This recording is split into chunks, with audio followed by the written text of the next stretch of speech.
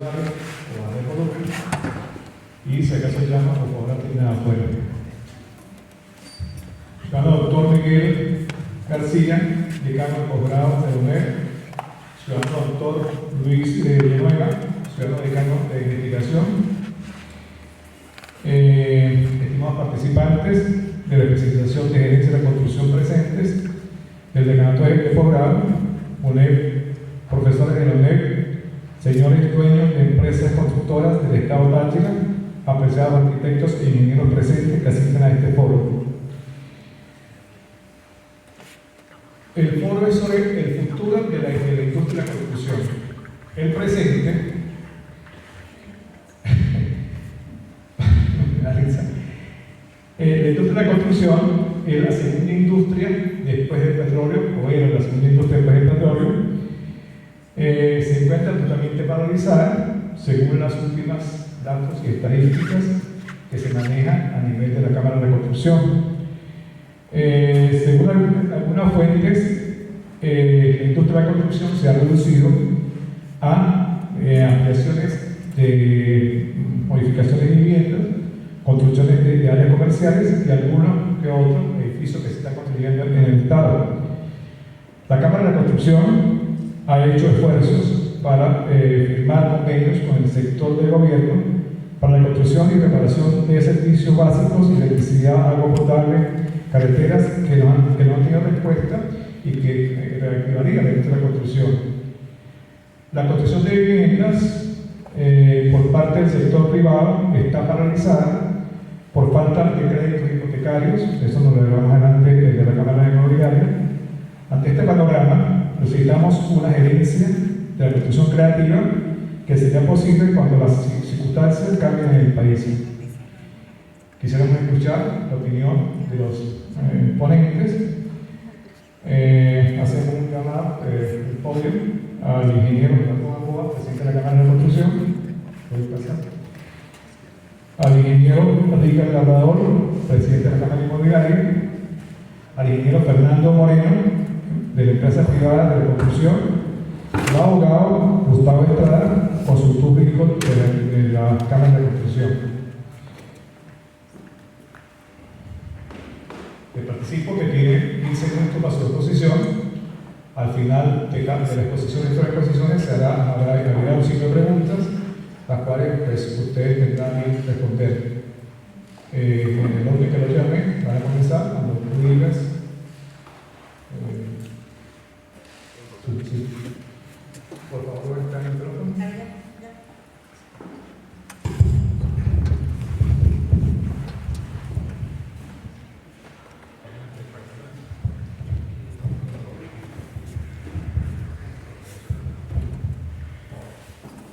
Muy buenas tardes.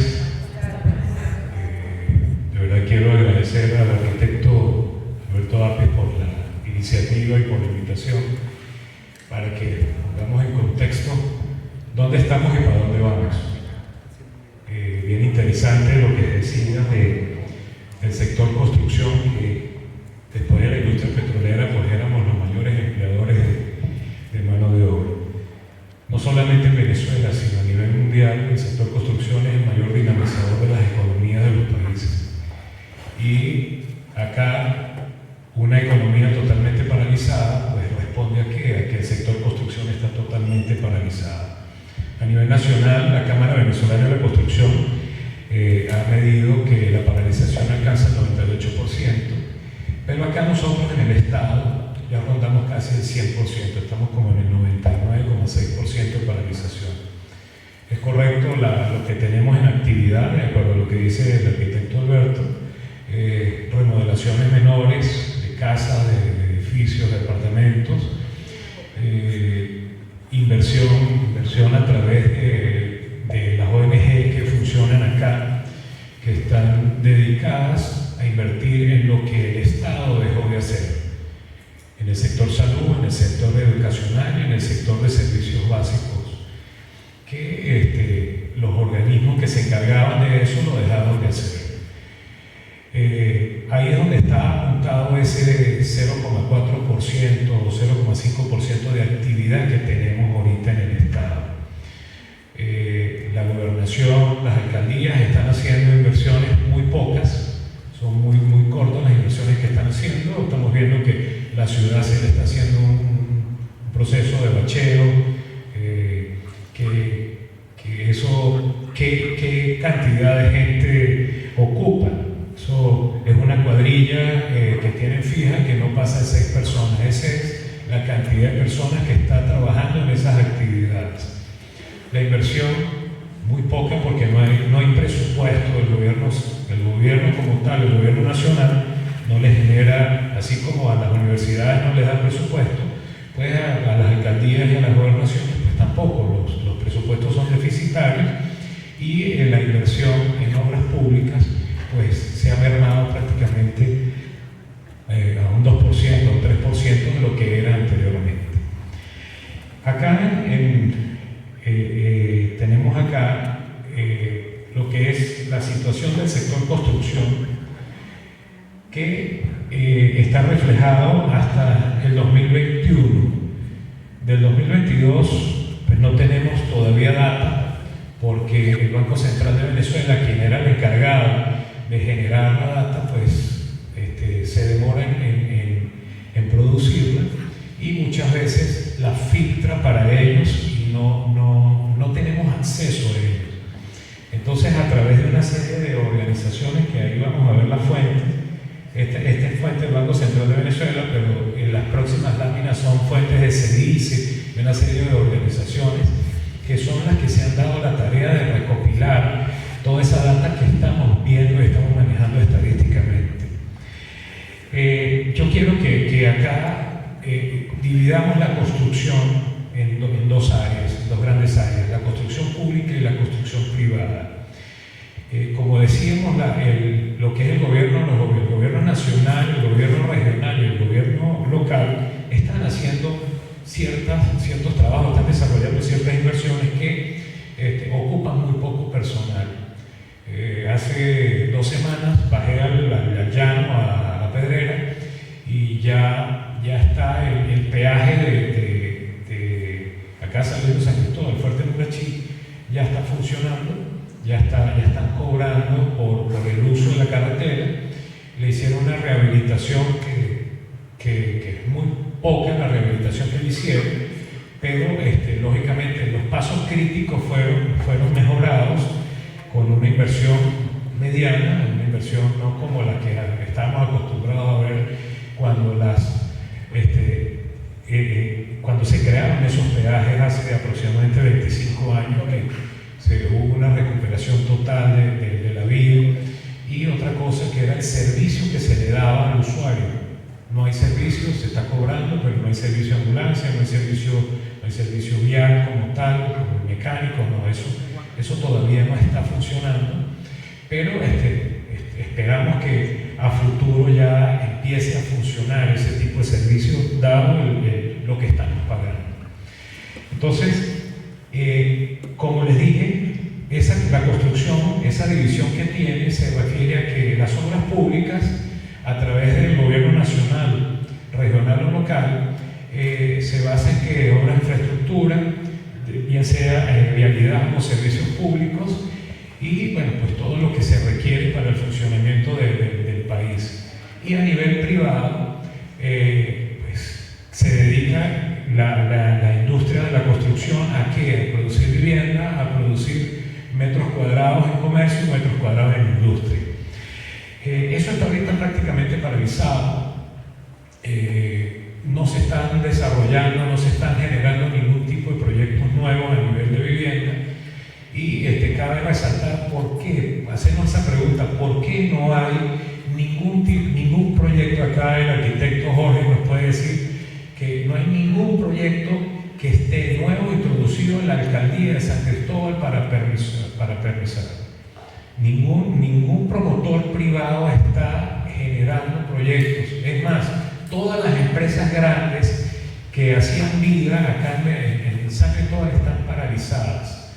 Vemos una serie de edificios que están a medio construir, a la mitad del proceso constructivo, totalmente paralizados. Y se pudiera decir que que es por falta de crédito, el crédito del constructor, que era el que daba este dinamismo. Pero no solamente es eso, esos edificios que estaban ahí, que tenía crédito el constructor, ya pagaron lo que le debían a los bancos a través de los créditos que se establecían a través de la renta hipotecaria. Ya ellos no le deben, no le adeudan nada a ninguno de los bancos, bien sean públicos o privados, no le deben ninguna cantidad de dinero, pero no hay compradores. ¿Por qué no hay compradores? No hay compradores porque el ingreso en Venezuela se perdió. La clase media desapareció, que era la que compraba a través de los créditos hipotecarios todas esas unidades de vivienda que se hacían, y a través de un crédito a largo plazo, pues el comprador podía adquirir con un crédito del 70% y un 30% inicial su unidad de vivienda. Eso se acabó. Son créditos parametrizados y con los salarios que tanto empleados públicos como empleados privados devengan en el país no califican para optar a ese crédito. El mercado de capitales, el mercado de valores, ha tratado de ofrecer financiamiento para esta parte, lógicamente en moneda dura, en este caso serían dólares, pero no existen compradores como tal. A través de la Gran Misión Vivienda Venezuela han estado en conversaciones para ver si a esas empresas que tienen esas construcciones, esas unidades de vivienda fría, pudieran comprarlas para ellos terminarlas y entregarlas a los beneficiarios que tienen ellos. Pero esas son conversaciones que apenas se están iniciando y pues no se ha dado ningún tipo de resultado. En los municipios foráneos, en La Fría y en Rubio, sí se han colocado un par de desarrollos pequeños. Los propietarios han hecho negociaciones directamente con la Gran Misión Vivienda de Venezuela y le han entregado esas unidades a medio construir. Ellos las han terminado con los mismos beneficiarios y las han adjudicado. Son tres ejemplos que tenemos acá en el Estado que se han dado con buen pie. Acá en San Cristóbal no hay todavía resultados, hasta los momentos han entrado en conversaciones y no hay resultados todavía de venta como tal. Seguimos con una serie de obras frías que, pues lógicamente, para terminarlas las empresas requerirían de una ampliación del crédito que tienen y lógicamente que los compradores califiquen a través del crédito hipotecario, que es lo complicado ahorita. Entonces, esa actividad que se desarrollaba a través de la empresa privada era la que mayor demanda de mano de obra tenía. Fíjense acá en esta lámina, acá tenemos la curva de lo que es el PIB de la economía venezolana, que es la línea azul, y la otra, que es la línea amarilla, es lo que es el valor agregado de la construcción a ese PIB. Fíjense que como ha variado, no es solamente a partir del 2000 que la variación se dio, sino que el estudio viene desde 1998 y ahí tiene sus picos, pero fíjense que lo que es la parte ocre es el porcentaje que la construcción le aportaba en cada año a la economía nacional o al Producto Interno Bruto de la nación. Valores pico, como en el año 2005, que le aportamos 30,6% al Producto Interno Bruto. También tenemos en el 2003 un valor de menos 29,5 que tenemos acá reflejado. Entonces fíjense que ha sido muy volátil lo que ha sido el aporte de la construcción al Producto Interno Bruto del país. Y cabe destacar que ¿por qué es esto? Esto obedece a una serie de políticas de Estado que se han desarrollado en cada momento, que lo que hacen es que afectan la confianza de los inversionistas o de los constructores en lo que es la producción de metros cuadrados, bien sea a nivel comercial, industrial o residencial. También ahí se refleja lo que es la inversión pública. Ahí esa curva ocre es la sumatoria de todas las actividades de construcción, tanto públicas como privadas. Entonces fíjense que la parte más crítica está a partir del año 2012, que es cuando en realidad, fíjense, bajamos a menos 7%, en el 2011 subimos a 16,6%, pero en ese momento empezamos con una caída sostenida que no hemos podido recuperar. Para ese momento habíamos perdido el 98,86% de lo que es el aporte del valor agregado de la construcción al Producto Interno Bruto de la nación. Entonces, como les digo, es una actividad totalmente paralizada que tenemos con una situación bien particular, porque hasta tanto no recuperemos la clase media, nosotros, la construcción, es el último término en recuperarse la economía del país. Entonces, es responsabilidad nuestra seguir aportando desde cada uno de los lugares donde estamos para ver de qué forma podemos contribuir a la recuperación de esto. El año pasado, a finales del 2021, la caída de la economía se detuvo y empezamos a ver ya signos positivos en lo que es la recuperación económica del país. Pero eso se dio solamente a nivel de comercio, a nivel de consumo de bienes primarios como tal. Pero la construcción, que es la mayor consumidora de mano de obra, porque por cada empleo directo que tiene genera 5 empleos directos, no está demandando mano de obra, y por ende pues los empleados que estaban empleados especializados de la construcción han tenido que emigrar a otras regiones. Hace rato estaba dando unas declaraciones a Unión Radio y precisamente me preguntaban eso, de que cómo estábamos nosotros en la pérdida de mano de obra a través de la frontera. Yo, bueno, imagínense, si la tenemos a 46 kilómetros acá, simplemente agarrar un carro en la mañana acá y en cuestión de hora y media ya están en Cúcuta en su trabajo, ni siquiera tienen que mudarse de acá. Entonces, lógicamente, allá en el norte de Santander tenemos todo lo contrario. Tenemos una presión de necesidad de vivienda muy alta. El gobierno nacional ha aprobado subsidio para 60.000 unidades de vivienda. Entonces, pues lógicamente todo lo que genera eso. Hay una alta demanda de unidades de vivienda allá, y lógicamente demanda una cantidad de mano de obra tremenda. Lógicamente todos los empleados que hemos tenido acá pues no califican, porque ya de determinada edad en adelante, después de los 50 años, ya a nivel de altura albañiles no califican, pero lógicamente a nivel de piso, a nivel de 3-4 metros de altura, pues sí pudieran trabajar. Entonces esas son las limitaciones que se establecen allá en Colombia para contratar mano de obra nuestra.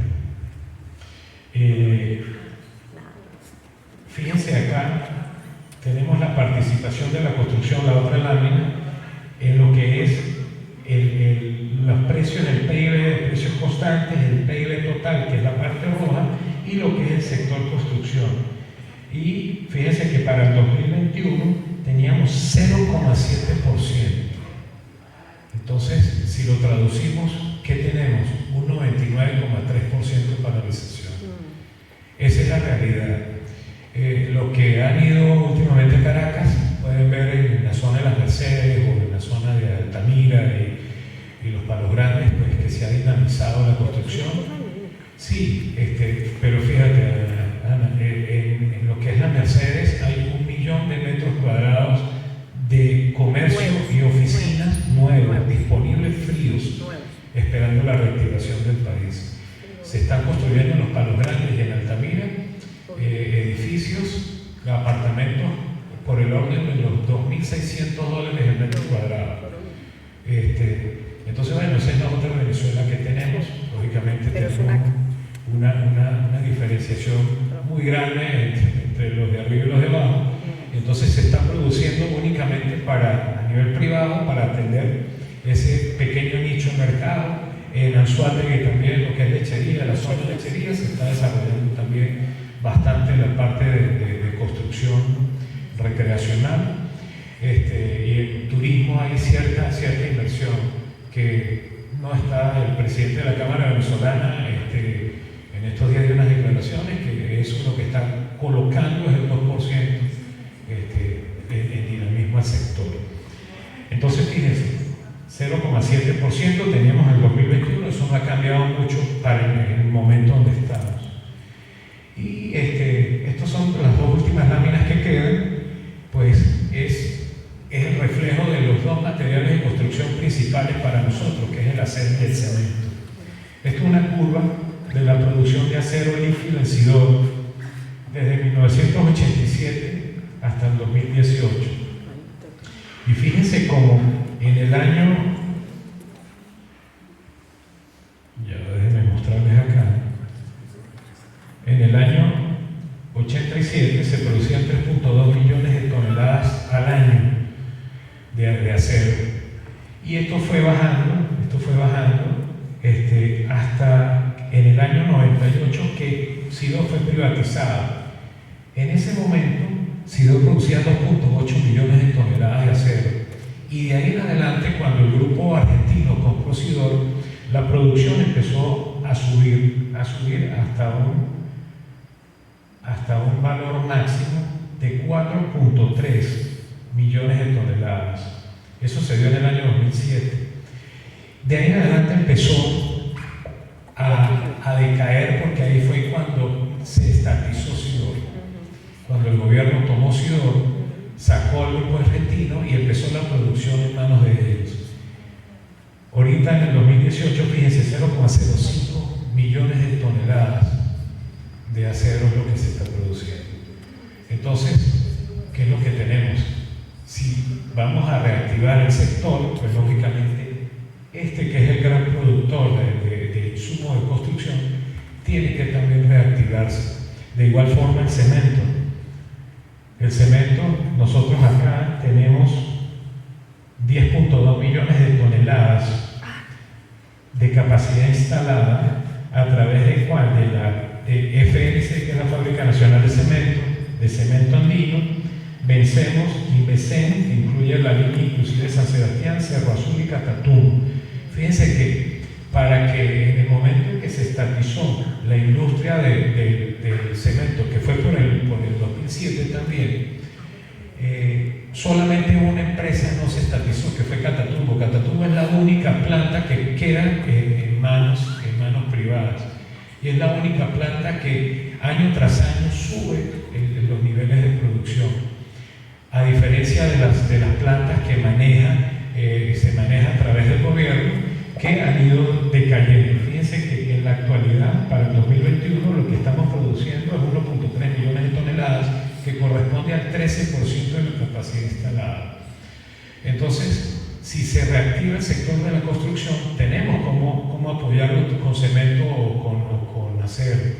Inicialmente, si Sidón no responde a las necesidades del sector, pues habrá que importar la cabilla y lógicamente en el tiempo que transcurrirá después tendrán que incrementar la producción para satisfacer la demanda.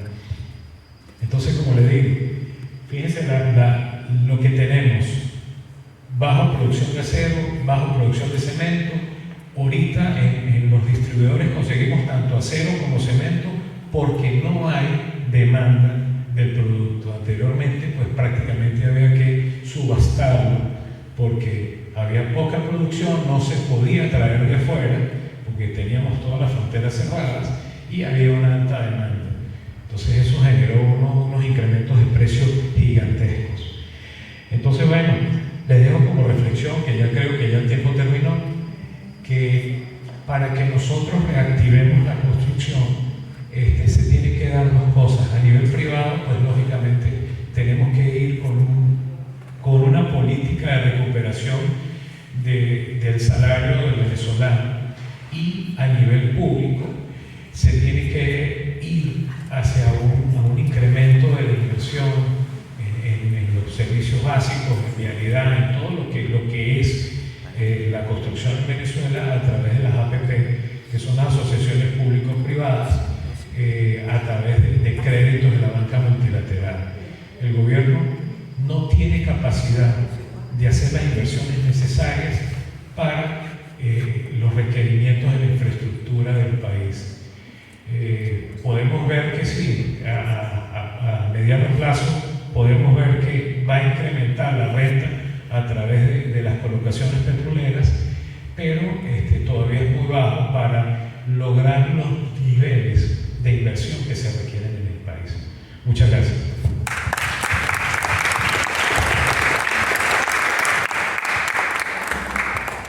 Gracias, ingeniero.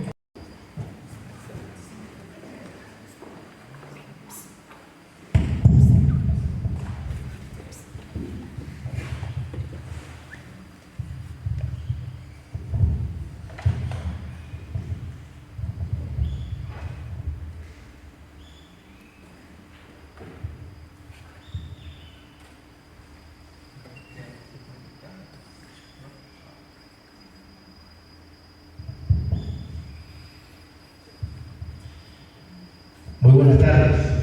Aprecio la invitación y felicito a los que están en este estudio de muy alto nivel, como lo es de gerencia de la construcción, ¿correcto? Bueno, felicitaciones a todos ustedes. Quiero comenzar mi intervención dejando esta frase: no se puede hacer nada para cambiar lo que ya pasó, pero sí se puede hacer mucho para cambiar lo que viene.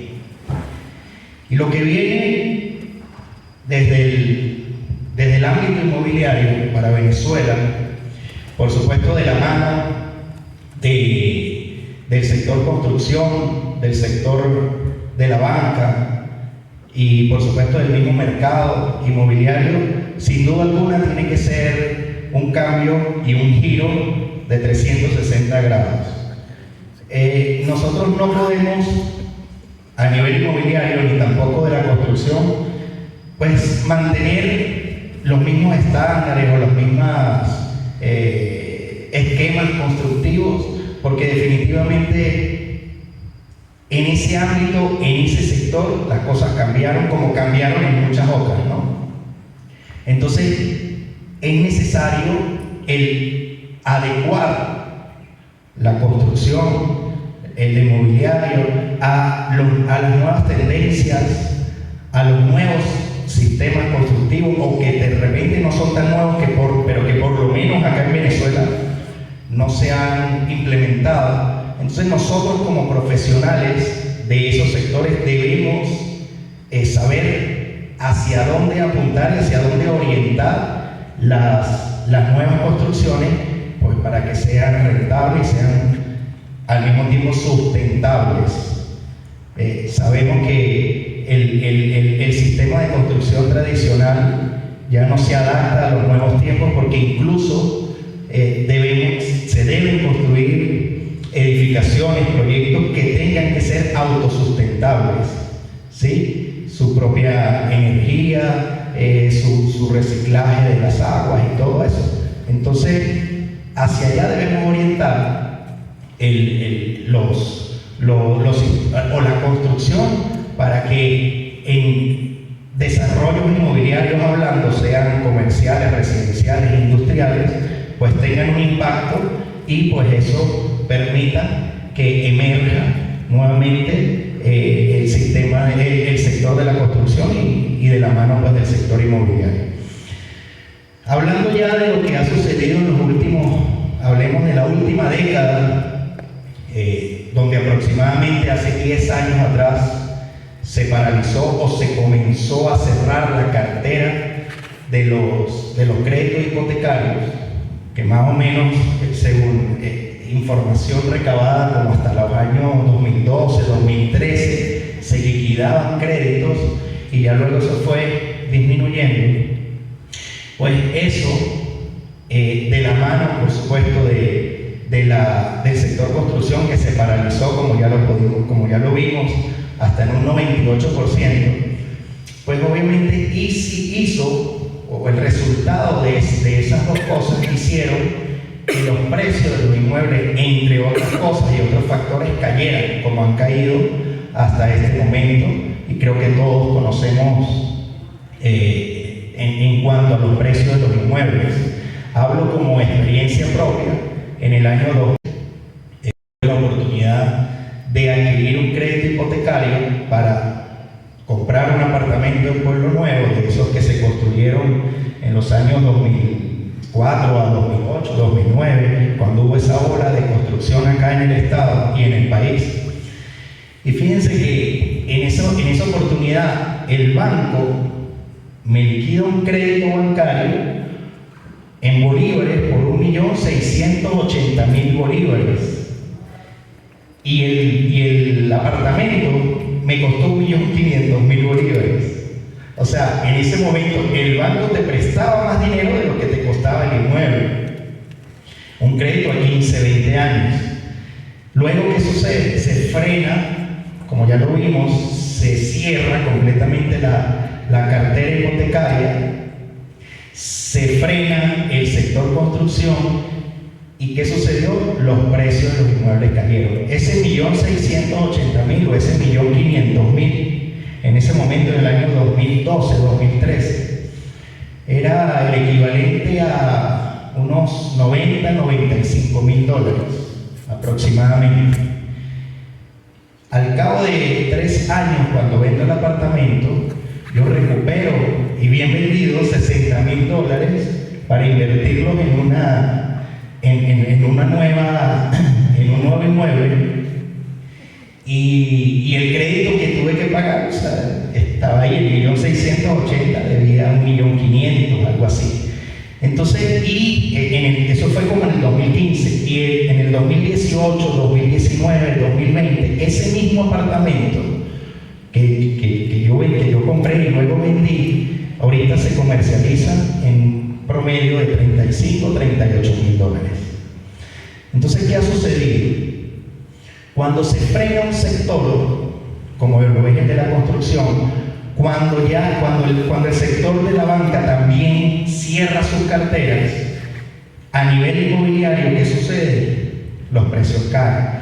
Obviamente que hay otros factores que influyen: servicios, vialidades, infraestructura, aspectos jurídicos, legales, o sea, todo lo que envuelve el ámbito inmobiliario y el mercado inmobiliario como tal. Pero cuando nosotros combinamos todos esos aspectos, sin duda alguna, el precio de los inmuebles cae.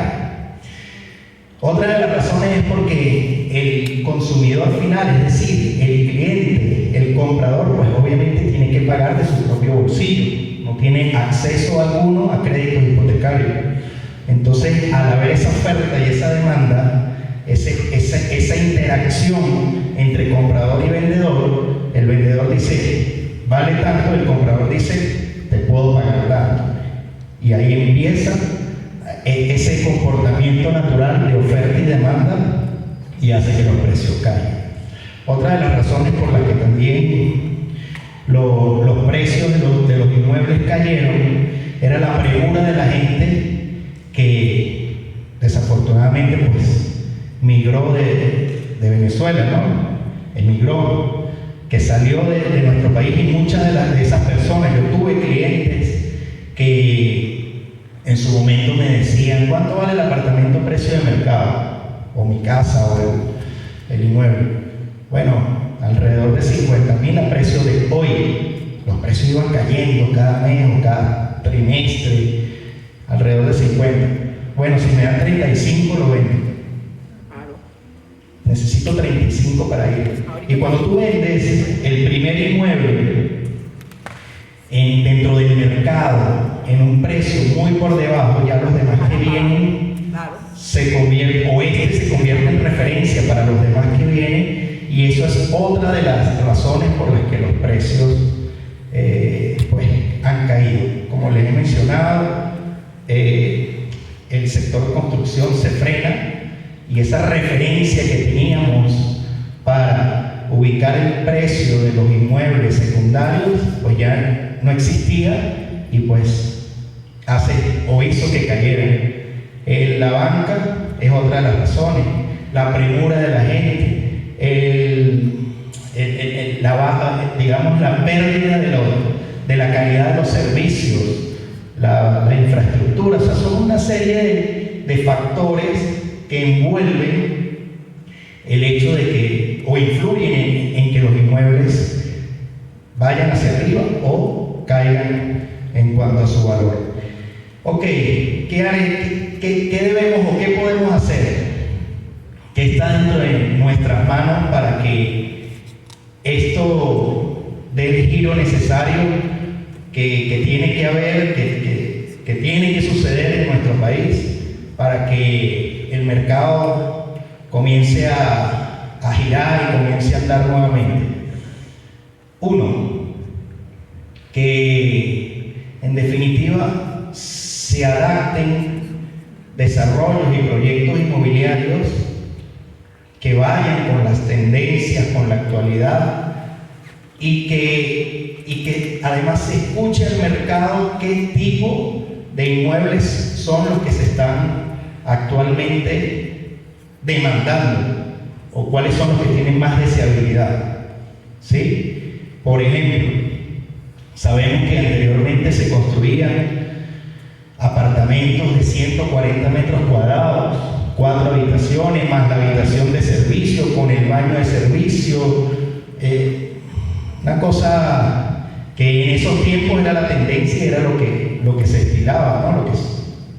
Era como el común denominador.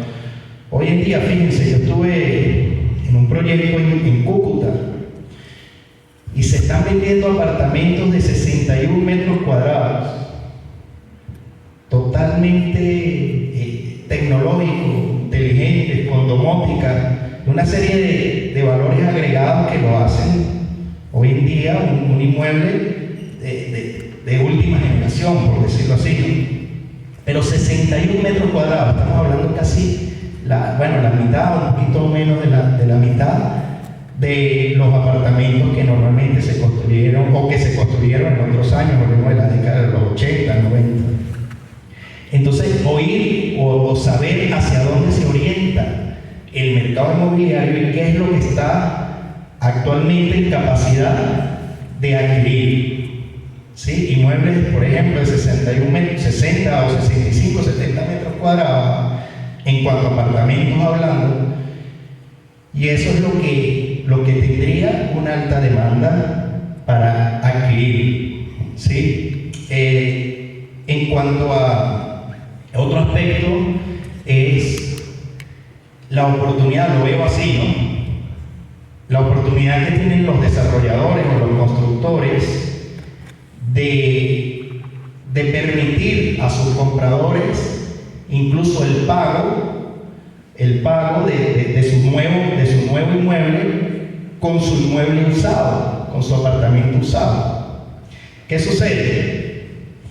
Los precios de los inmuebles han caído, como ya lo mencioné, pero inmediatamente se comiencen a desarrollar nuevos proyectos, nuevamente el mercado secundario vuelve a tener esa referencia y va a ubicar los precios más o menos, no parejos, pero sí más o menos de acuerdo a lo que van a costar los inmuebles nuevos. Por ejemplo, un apartamento nuevo de 61, 65 metros cuadrados, con tecnología, con domótica, con tendencias actuales, pudiera estar por el orden de los $70,000, $65,000. Un apartamento como el que les mencioné está hoy en día en 38, 35. Un comprador de un apartamento de estos puede decir, bueno, ya que no tengo acceso a la banca, tengo $35,000 representados en este apartamento usado, que lo pudiera recibir la la constructora o la desarrolladora. Ya ahí tendría prácticamente la mitad del pago del inmueble, y en otra parte la pudiera dar directamente la constructora. Ojo, esto es una opinión totalmente particular, ¿no? Pero lo veo como una oportunidad. ¿Qué sucede? Ese apartamento que se está recibiendo, al tener esa referencia de construcciones nuevas, va a mejorar su valor, como anteriormente sucedía. Un apartamento nuevo costaba 100.000, un apartamento del mercado secundario costaba 70, 80.000, pero no 35. Entonces, ese apartamento que se estaría recibiendo, perfectamente la constructora, el desarrollador puede decidir o alquilarlo o venderlo pues a un precio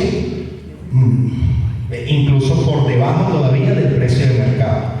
Entonces, esto lo digo porque al momento de reactivar un sector tan importante como lo es el de la construcción, pienso que hay que sentarse, hay que ver, analizar situaciones en el mercado y saber dónde están los pros, dónde están los contras y cómo se puede echar adelante ese sector apoyándose en lo que ya está.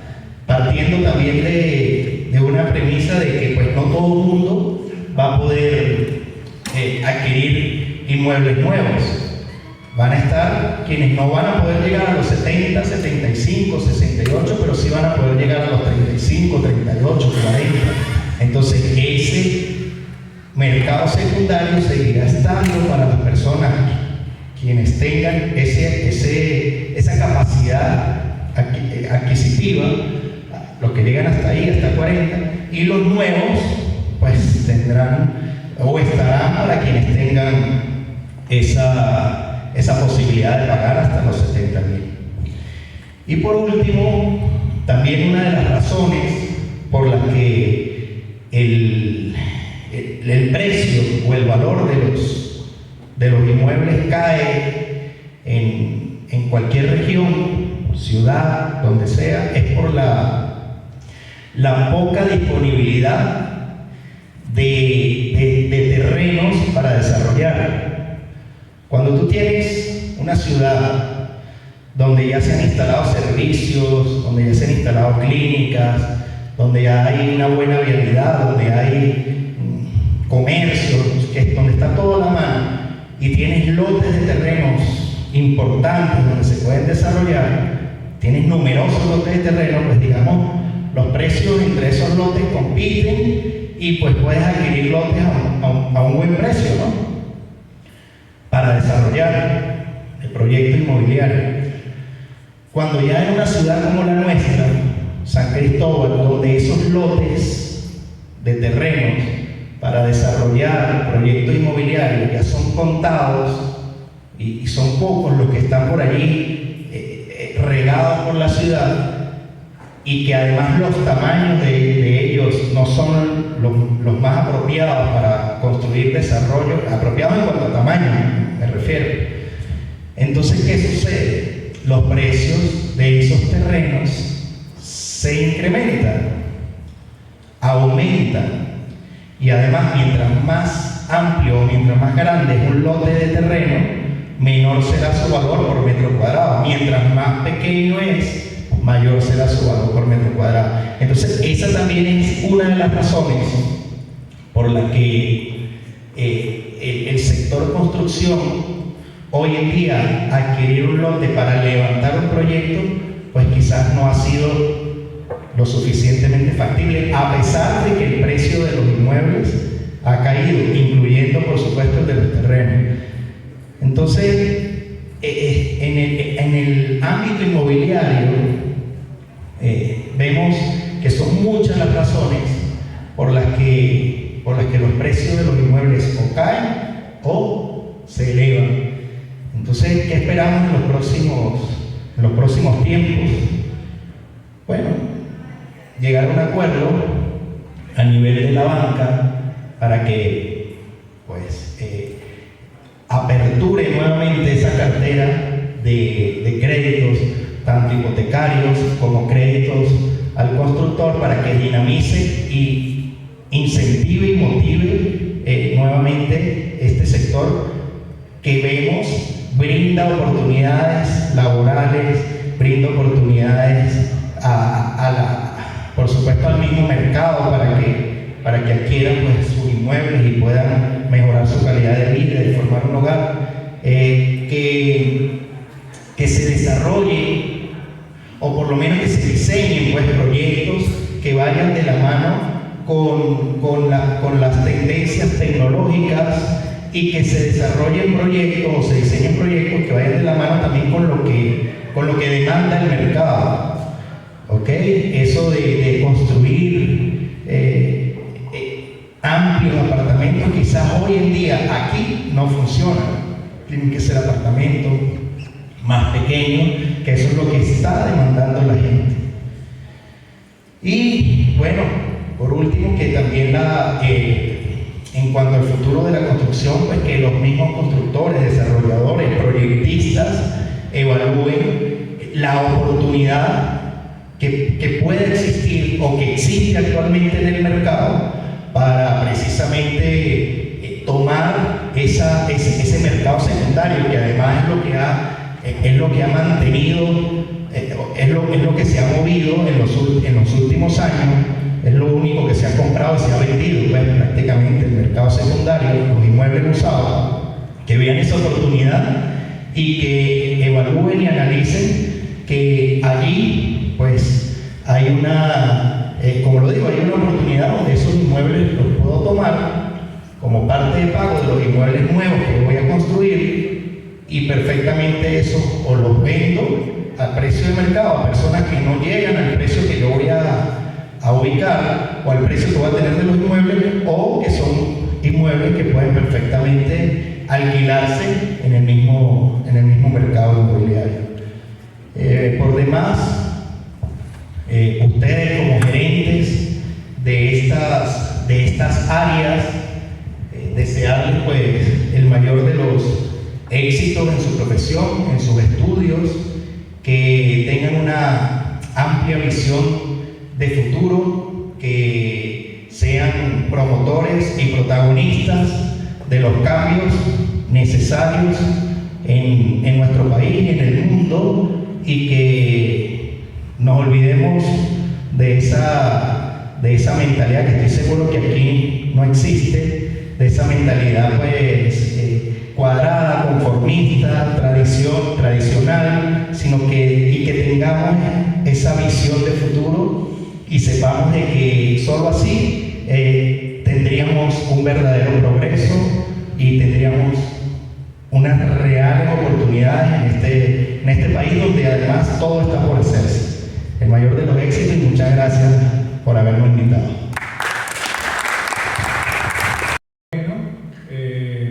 Por la Cámara Privada, por la empresa privada de la construcción de taxis.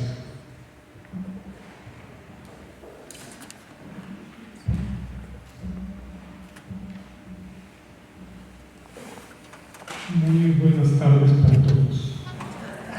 Mi intervención complementará la de Gerardo y la de Hegel.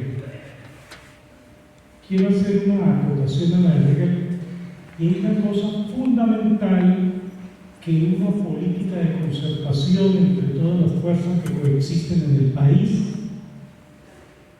hace necesario resolver con urgencia, y es aumentar el nivel del salario y la capacidad adquisitiva de ese salario de la masa laboral nacional. Nada haríamos con una apertura del sistema crediticio nacional si los posibles compradores no tienen la capacidad de pago para asumir ese compromiso. Una cosa que dramáticamente se ha perdido en los últimos 15 años. Son vergonzosos los salarios que la masa laboral nacional recibe. Eso es urgente resolverlo como un dinamizador de la economía y de nuestro sector, tanto el sector construcción como el sector inmobiliario con el que trabajamos mano a mano de manera permanente en el área de edificación de viviendas. Voy a entrar en la exposición que a mí me corresponde y que he querido darle una visión optimista, sobre todo por el lugar en el que estamos reunidos. La universidad es formadora de hombres, es formadora de profesionales dotados de las herramientas para alcanzar las transformaciones que con urgencia el país y nuestros sectores requieren. La crisis, han dicho muchos, es una oportunidad. Y desde acá quiero exhortar a la universidad a que tome esa bandera y se esfuerce o se continúe esforzando en formar a los nuevos profesionales que requerimos. Lo que voy a compartir con ustedes es parte de lo que he concluido después de más de 40 años de ejercicio profesional como ingeniero civil y como constructor de obras diversas en los sectores público y privado, tanto en edificaciones como en infraestructura diversa. Para iniciar mi intervención, voy a leer una definición para ubicarnos en el marco de mi exposición. ¿Qué es la construcción? En los campos de la ingeniería y de la arquitectura, la construcción es el arte o la técnica de fabricar edificios e infraestructuras.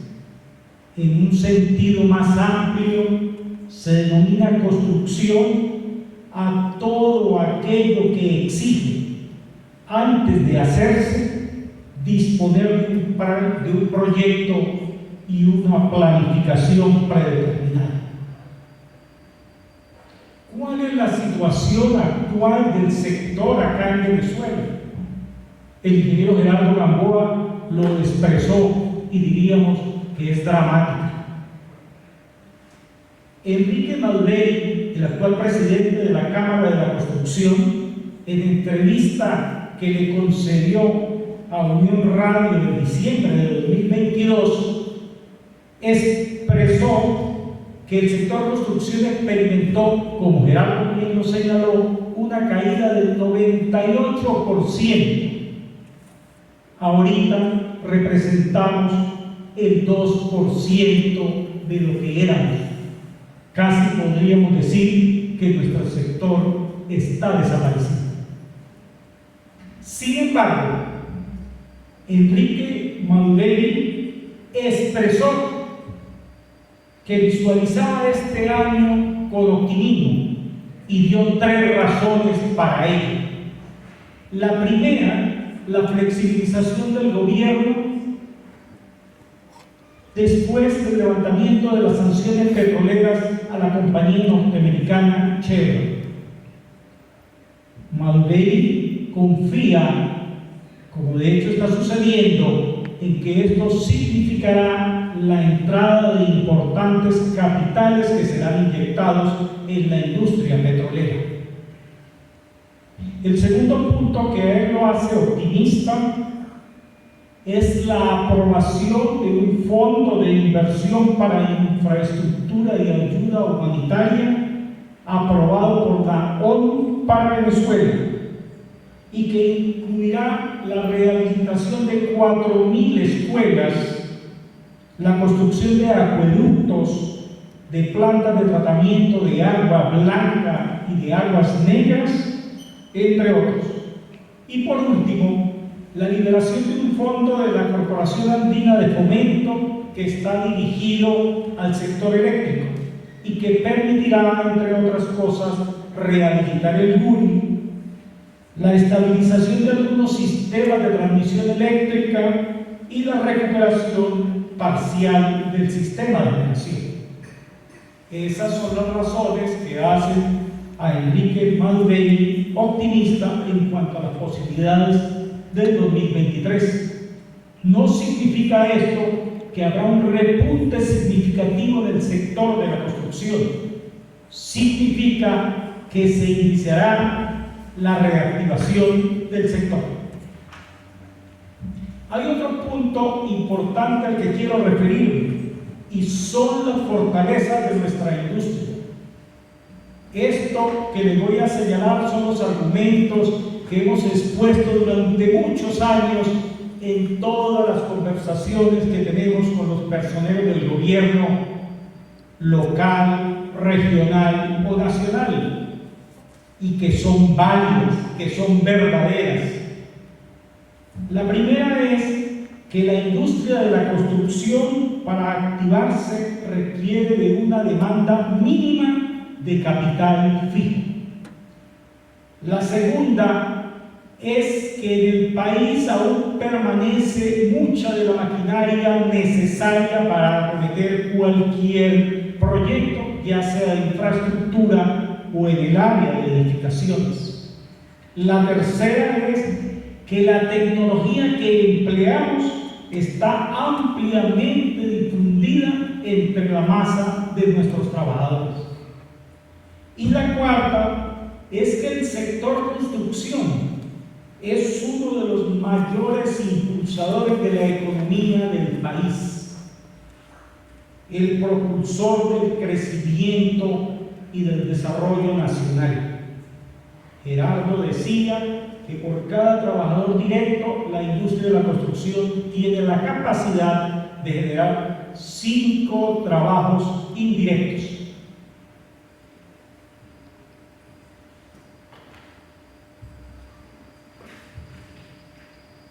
Ahora bien,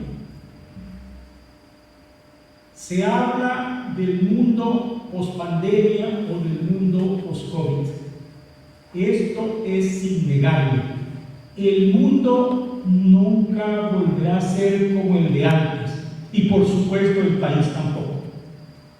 Hay una serie de tendencias globales, mundiales, a las que no podemos escaparnos y que las voy a señalar como un referente para entrar luego en la materia que nos compete. En los últimos 20 años presenciamos avances tecnológicos disruptivos que no habían ocurrido en las anteriores revoluciones con tal celeridad y con tal impacto en la masa humana. Son tendencias globales que aceleraron cambios en la economía mundial, en los modelos de negocios y de trabajo, en los diseños de los productos y en las necesidades de los mercados, y en la calidad de la atención al cliente, entre otros, con creciente exigencia de la sostenibilidad y de la equidad social. En estas tendencias globales resaltan la transformación digital, la conectividad avanzada, la redefinición del trabajo, la transición energética, el reacomodo del poder económico global, la hipersegmentación de los mercados, las migraciones, la urbanización, la recuperación post-COVID, configurando una nueva modalidad para la organización productiva y de la sociedad.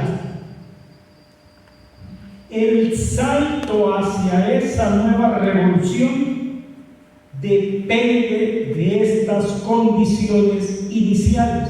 Y aquí quiero hacer un llamado de atención porque esto es motivo de profunda preocupación. La mentalidad de nuestros líderes, la disponibilidad de talento y acción coordinada entre el sector público y el privado, en lo económico, en lo tecnológico, en lo ambiental y en lo social.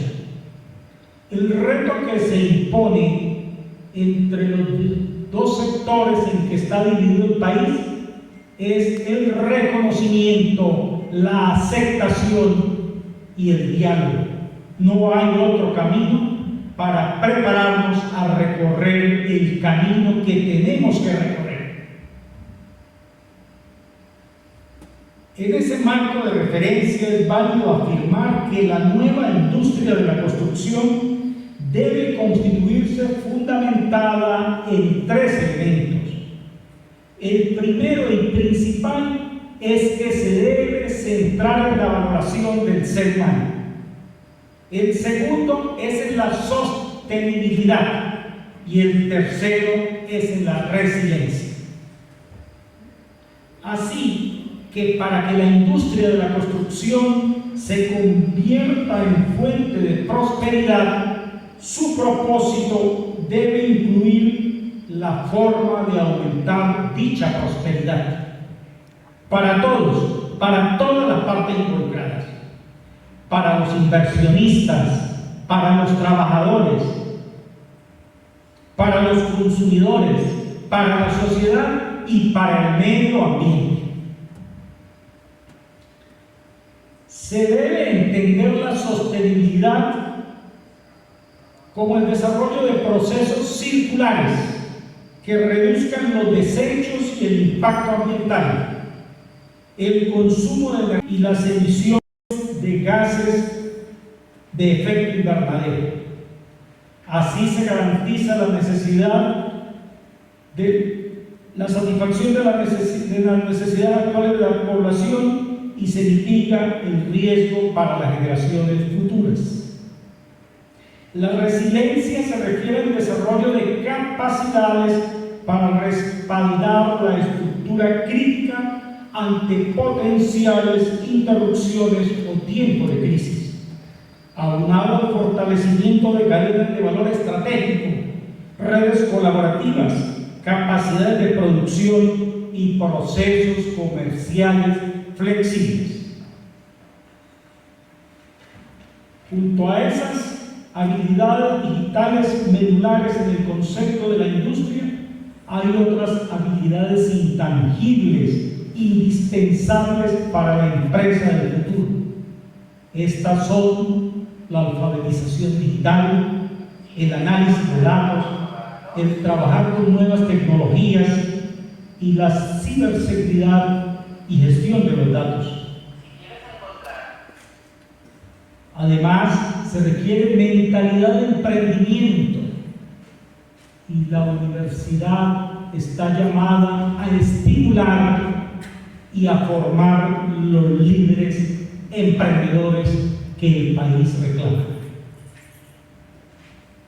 Se requiere comunicación efectiva entre todos, el manejo de la complejidad, la capacidad para trabajar física y psicológicamente con seguridad y con nuevas tecnologías, flexibilidad y mentalidad abierta hacia el cambio constante, resolución creativa de problemas, mentalidad disciplinada para el trabajo interdisciplinario e intercultural, habilidades exigibles a las empresas para ser aptas para el futuro.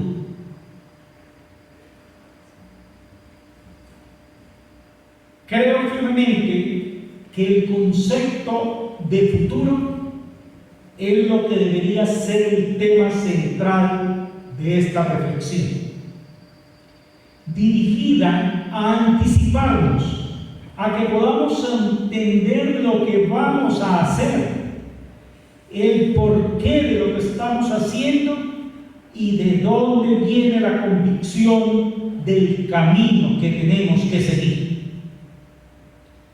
El futuro de la construcción necesita ser una fusión entre la tecnología y otras disciplinas externas para continuar con su compromiso en el desarrollo de la sostenibilidad local y ambiental y seguir siendo una fuente de empleo de cara a las nuevas tendencias tecnológicas.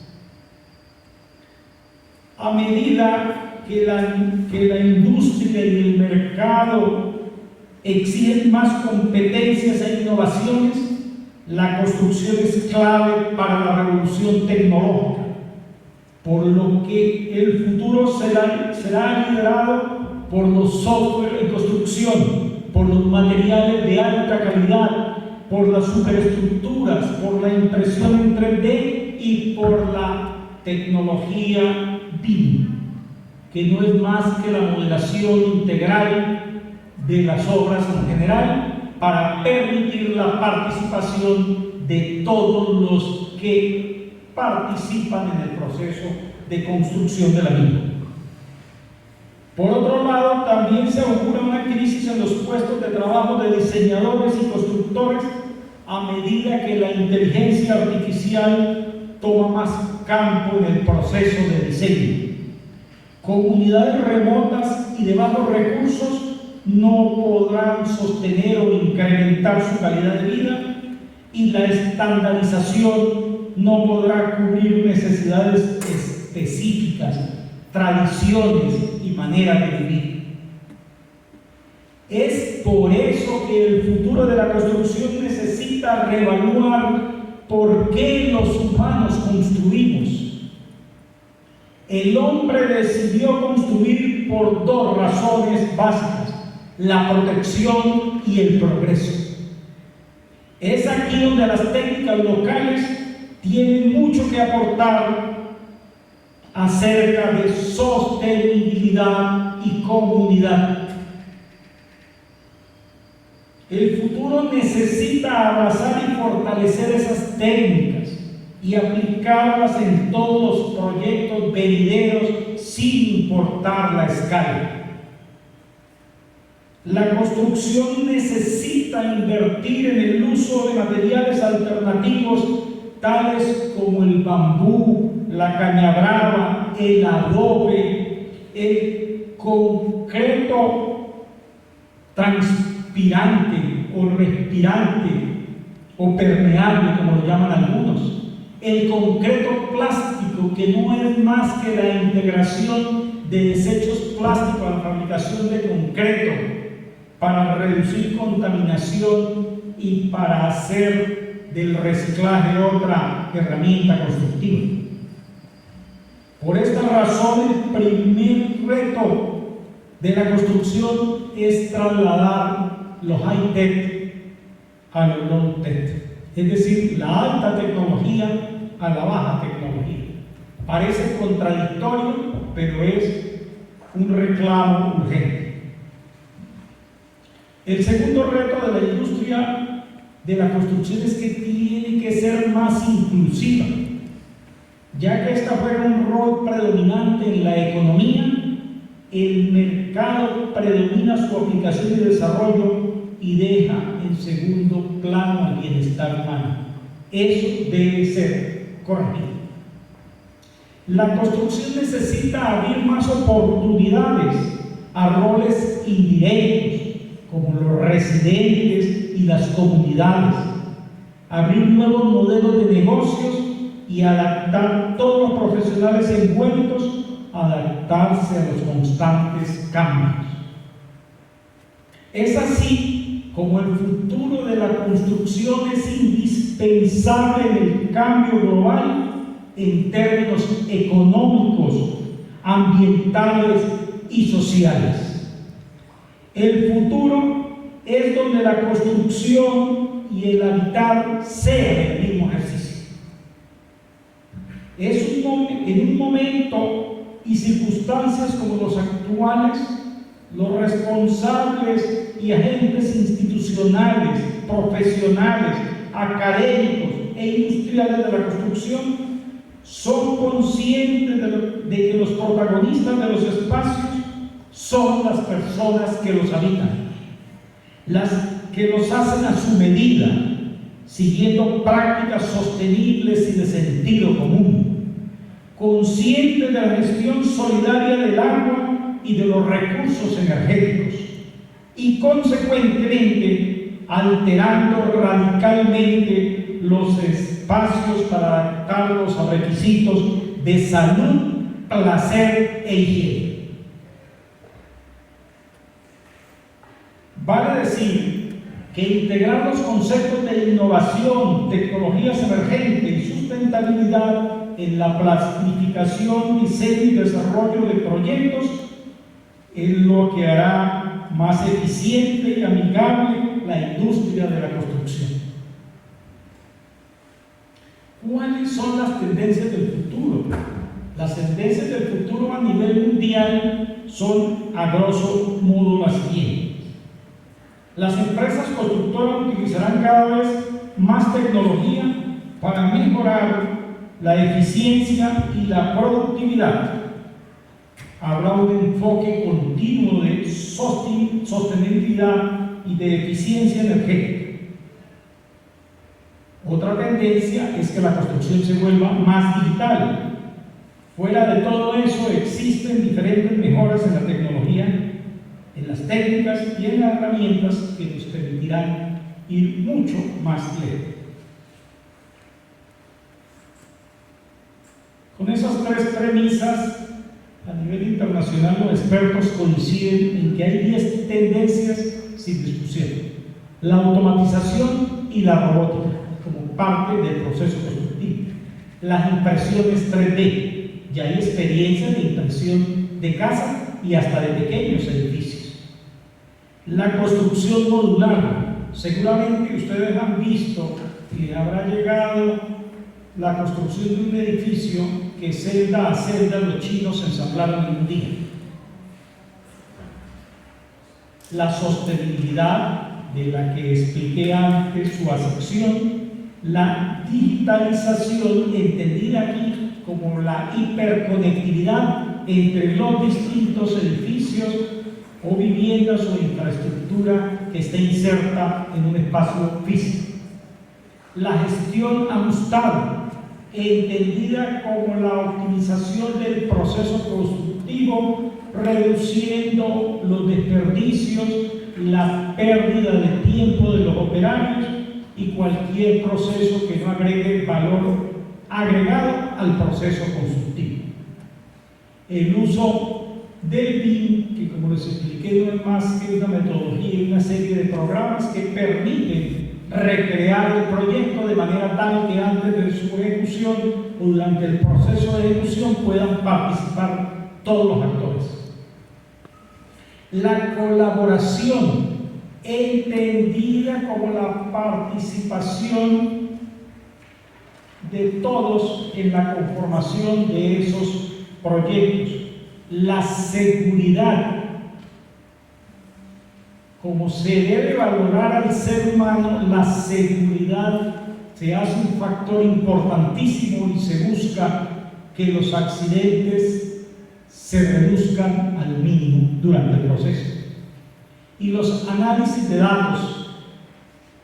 Las nuevas tecnologías permitirán recabar millones y millones de datos que deben ser analizados de manera permanente para optimizar los procesos. Eso, a grosso modo, es lo que nos espera y Venezuela no está exceptuada de eso. Yo veo la situación actual simplemente como un tránsito.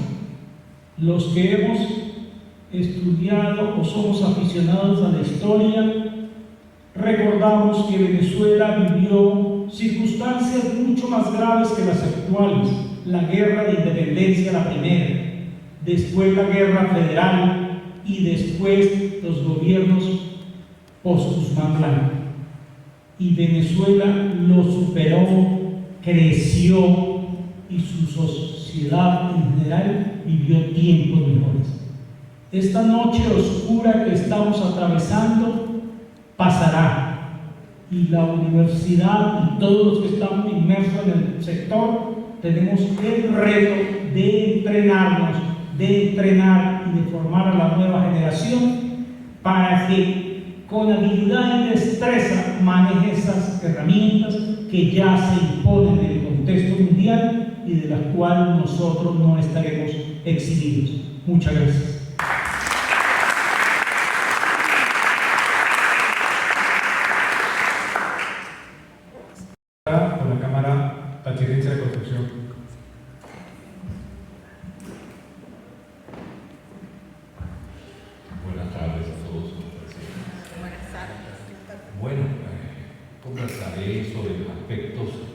legales inherentes a la industria de la construcción.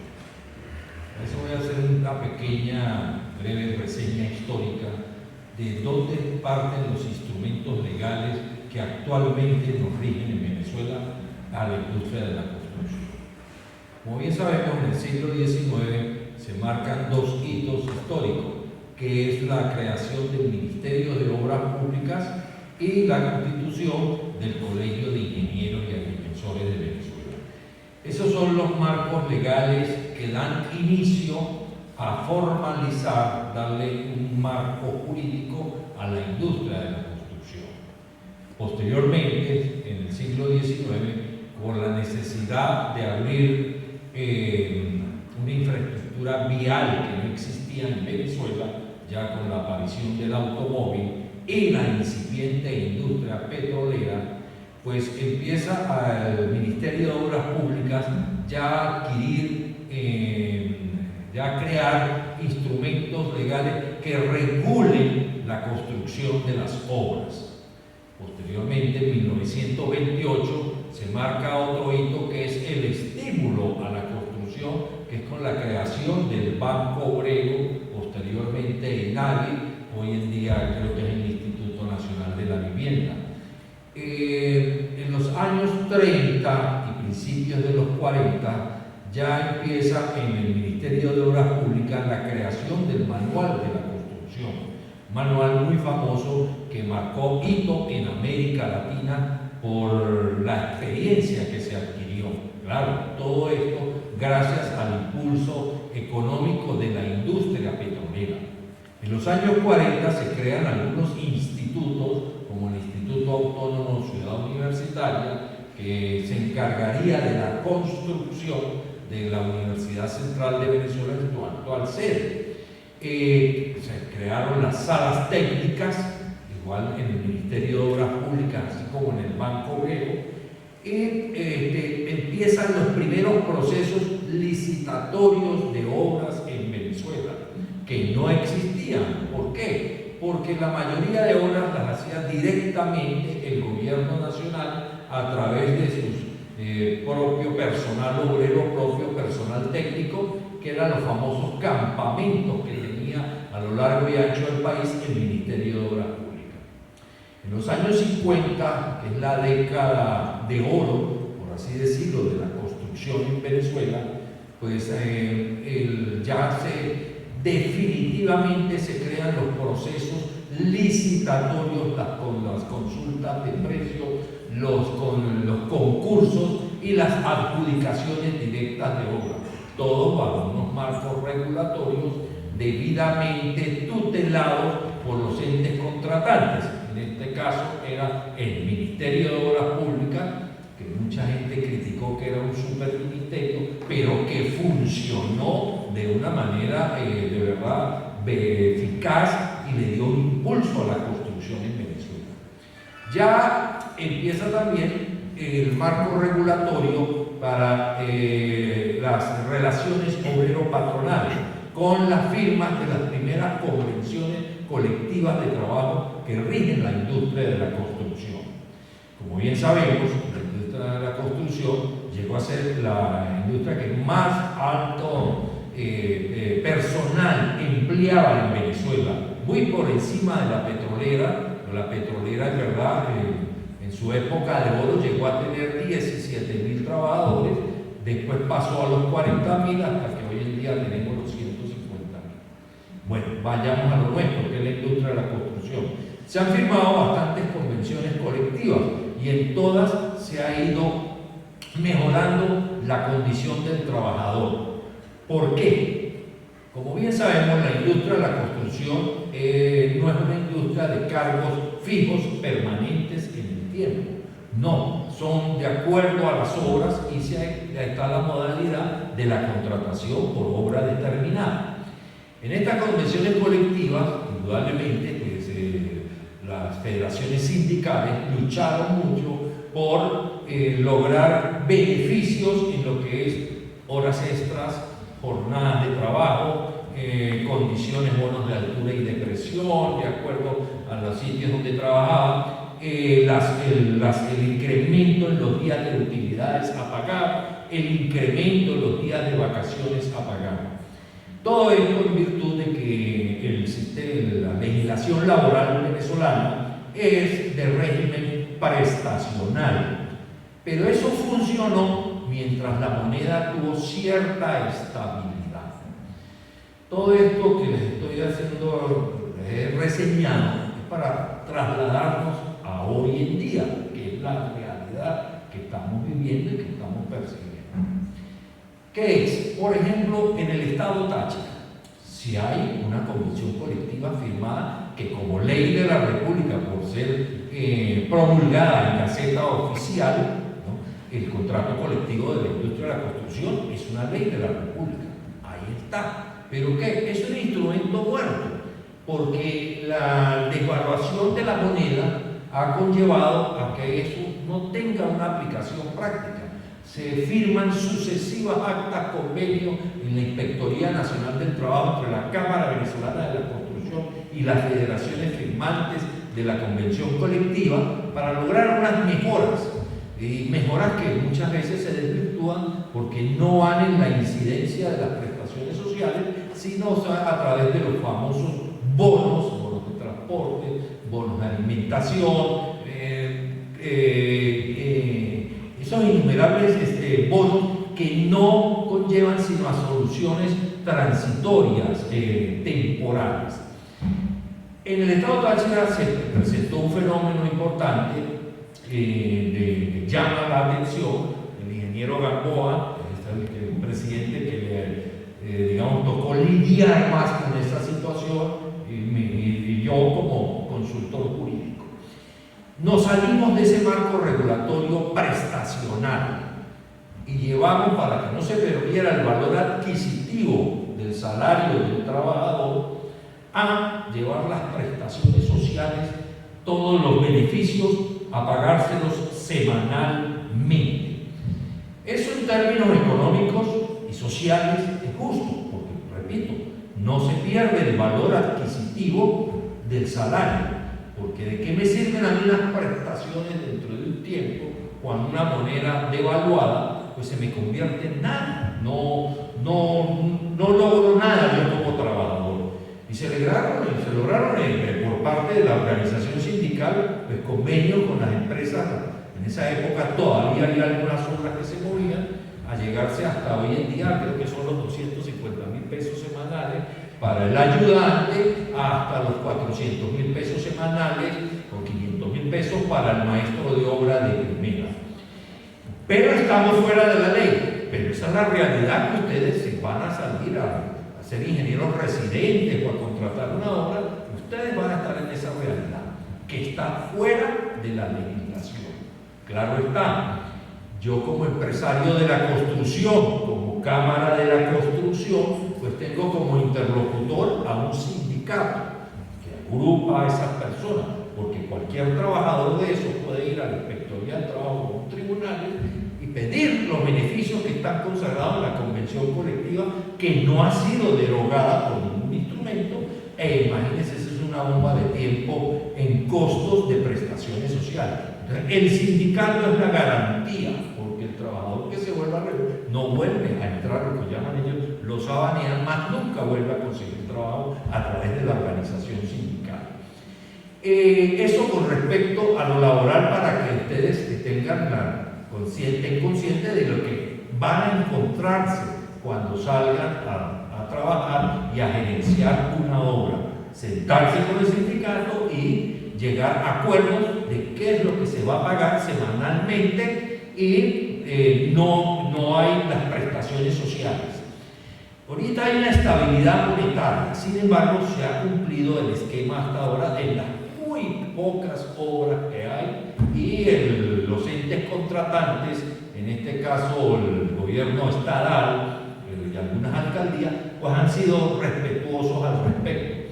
Y en los reclamos que se han hecho en la Inspectoría del Trabajo, yo no digo que es que el funcionario sea ignorante de la existencia de una contratación colectiva, pero como se ha pagado en divisas, en pesos, dólares, más que todo en pesos, ellos te cobran lo que está está establecido en la Ley Orgánica del Trabajo, los trabajadores y las trabajadoras, como prestaciones sociales, más no lo pautado en la convención colectiva. Digamos que no es desconocimiento, sino que están afrontando esa realidad. Eso con respecto a las relaciones obrero-patronales que rigen la industria de la construcción, que como digo, hay un marco regulatorio, hay una convención colectiva, hay una ley orgánica del trabajo, pero la realidad es otra, lamentablemente. ¿Por qué? Porque todavía seguimos anclados al régimen prestacional. Lo ideal es llegar al pago por hora de trabajo y así el poder adquisitivo de la clase trabajadora de la construcción y en general en todo el país, pues sería lo más ideal, y ahí los salarios no se estancarían, sino ya discutiríamos el valor de la hora de trabajo. Pero todavía no hemos llegado a eso, algún día llegaremos. Luego hay unos aspectos regulatorios legales, digamos, hay unos de estímulos y otros de desestímulos, en este caso para la industria de la construcción privada.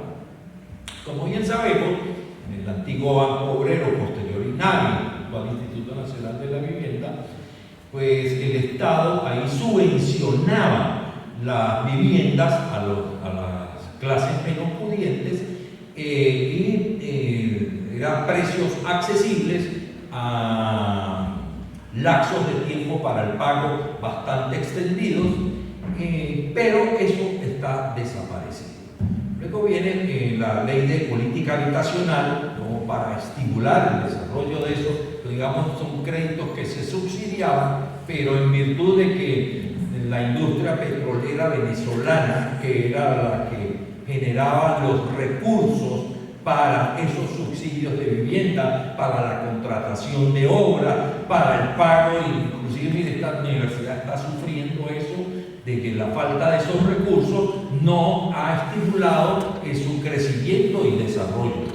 Yo tuve oportunidad en Caracas de ver la maqueta de lo que iba a ser la UNED. La UNED actualmente es el 40% de lo que iba a ser en realidad. Y ya ha pasado, yo fui abogado de empresas contratistas que hicieron diferentes obras, ya ha pasado mucho tiempo y estamos, digamos, estancados. ¿Todo eso por qué? Porque dejamos de producir petróleo, que era el puntal de desarrollo, lo que nos generaba los recursos para eso.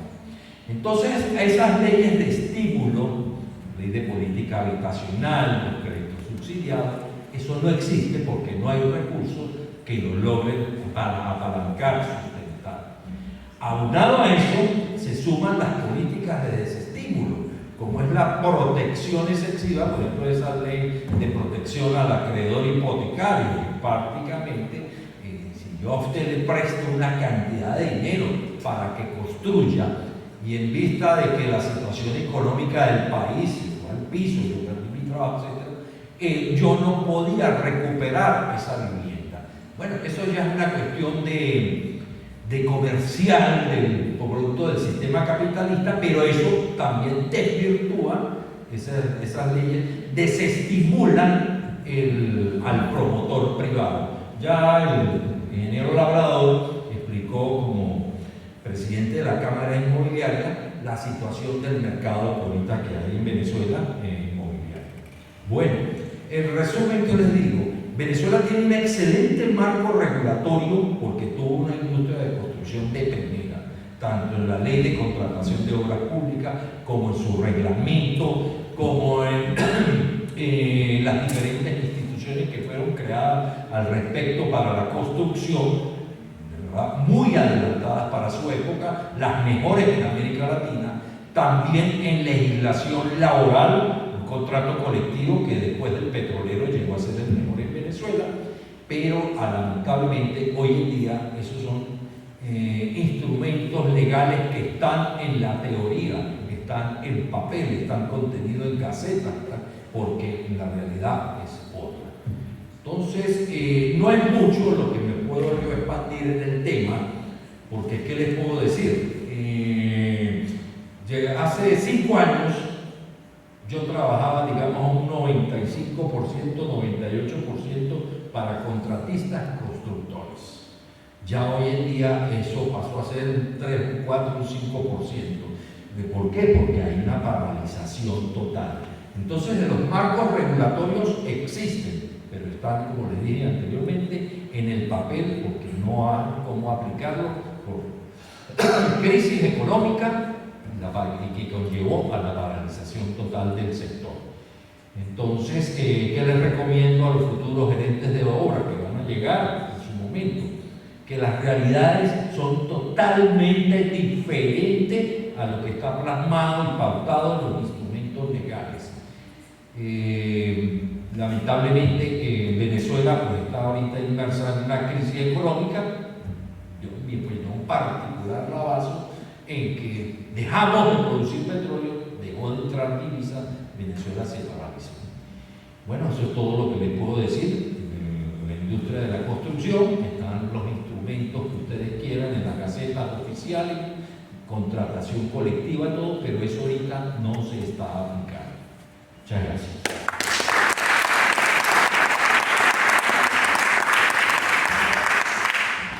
Agradecemos a los expositores. Nos están mostrando una luz después del túnel. Decían de que toda situación problemática trae luces hacia nosotros. Me quiero referir un poquito a las personas que están acá de la especialización en gerencia de la construcción. Lo que vieron es un reto hacia ustedes, los que están egresados, los que están estudiando. Un reto bastante fuerte. Tenemos que empezar en una gerencia creativa que nos ayude a aportar al problema que tenemos una solución. El tema de investigación es bastante grande, tenemos muchas cosas que investigar, tenemos muchas cosas que hacer. El reto está en ustedes. Realmente muy interesante el tema de la construcción. Estuve muy atento a la exposición, a los panelistas. Y antes de entrar acá a esta actividad, estaba hablando con un amigo del arquitecto Apis sobre un tema que a todos nos ha sentido y nos ha llegado a tocar las fibras más altas, más profundas de nuestro ser, con lo que pasó en Turquía, donde vimos tantas edificaciones que se cayeron. Y bueno, pues uno piensa cada vez que por ahí hay un temblor, uno anda con los nervios de punta. Mi intervención acá es, no sé si sería para la parte legal o para la parte de la Cámara de la Construcción. Si nosotros en estos nuevos tiempos que se avecinan de construcción estamos preparados legalmente y técnicamente para hacer edificaciones que, si bien es cierto, la naturaleza es muy cambiante, pero que por lo menos tenga un poco más de resistencia ante estas vicisitudes que puedan ocurrir. Realmente, pues, ver cómo se cayeron esos edificios en Turquía deja mucho que decir de los ingenieros, de los arquitectos que lo construyeron, pero también de la normativa y de las entes gubernamentales que aprobaron esas edificaciones. No sé si Venezuela, toda su construcción en esa época de oro que ustedes hablaron, en los años 50, tomaron en cuenta realmente normas para fortalecer y para hacer construcciones de altísima calidad. Y creo que nos viene en un futuro muy corto sobre lo que podría suceder ante, Dios no lo quiera, una eventualidad, un percance que pueda ocurrir similar o parecido a lo que ha ocurrido en otras latitudes. No sé quién me acuerda de ustedes.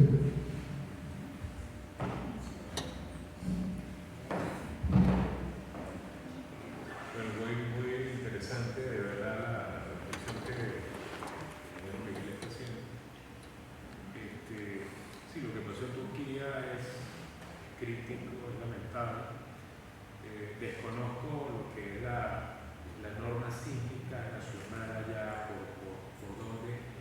dónde se rigen ellos.